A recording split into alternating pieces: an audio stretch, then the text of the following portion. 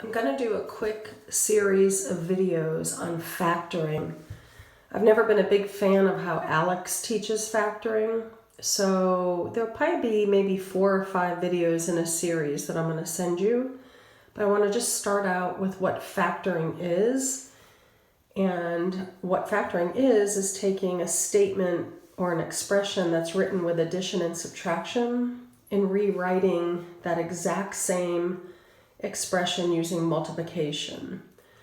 So the first example you see up on my whiteboard is just back in arithmetic. You can just factor a number by writing it as a multiplication statement.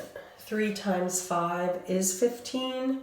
You haven't changed the value at all, but you've expressed it as a multiplication statement. And that's what factoring is. And you should know what it is before you try to actually do it. So sometimes, and the first thing you should always look for in factoring, and sometimes it's the only thing you can do, is pull out what's called a greatest common factor. And we'll call that GCF for short. A greatest common factor is the biggest factor common to both terms. These are called terms. Terms are separated by addition and subtraction.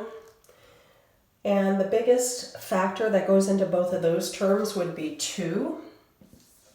And then inside your parentheses, what you're going to multiply that 2 by is the quantity or the terms it would take to get this original expression back. So you ask yourself, what would I have to multiply 2 by to get 6x? Well, that would be 3x, because 2 times 3x would give us back the 6x if we remultiplied it. And what would I have to multiply 2 by to get negative 2y?